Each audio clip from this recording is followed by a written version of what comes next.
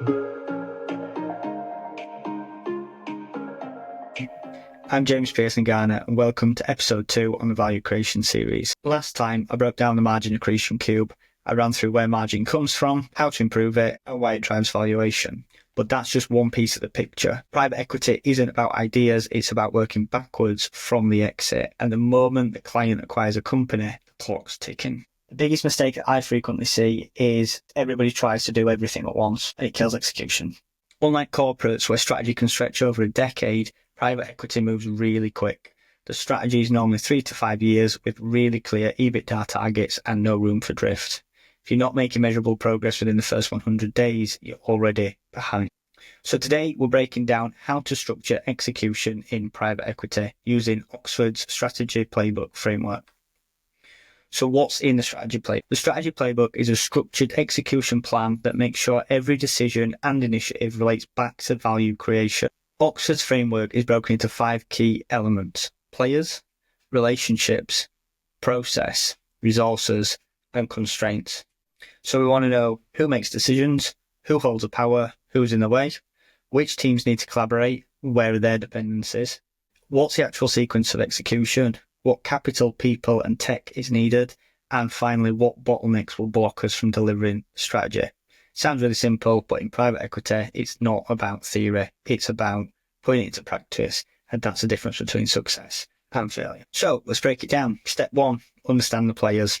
Execution doesn't happen in a vacuum. You need to map out who actually controls the levers and then what drives EBIT. Step 2, define the relationships. Most value creation work streams don't operate in isolation. So if you change pricing, does it impact sales? If you cut procurement, does it create operational risk? A simple way to structure this is build an impact matrix. It'll let you know who owns what, where the functions need to align, and what conflicts could arise.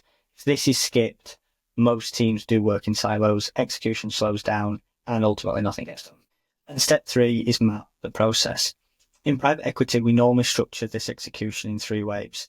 The first 100 days, which results in quick wins and immediate cash flow impact. 2 is year 1 scaling, that's process improvements and system changes. And 3, packaging the business for that sale. Step 4, allocate resources. Execution needs capital, people, and tech. Before launching any work stream, always ask who owns delivery, do we have the right internal talent, or do we need to go out to market?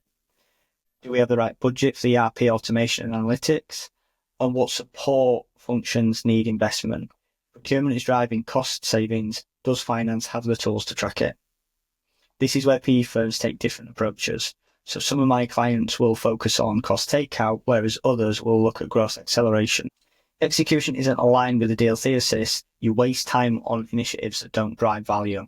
Step 5 is cultural resistance, system constraints, and regulatory risks. A great private equity strategy doesn't assume success. It assumes failure, understands where those failure points are, and then works on removing them. My final thought is every good strategy playbook always works on the end goal and then works back. So in private equity, it's only 3 or 5 years, and the transformation director will have really clear parameters on what's needed to get that resale value in that time frame. So that's the strategy playbook. And that brings us on to our next challenge, which is putting all of this into action. And that's exactly what I'm going to talk about on the next episode of the value creation series. See you there.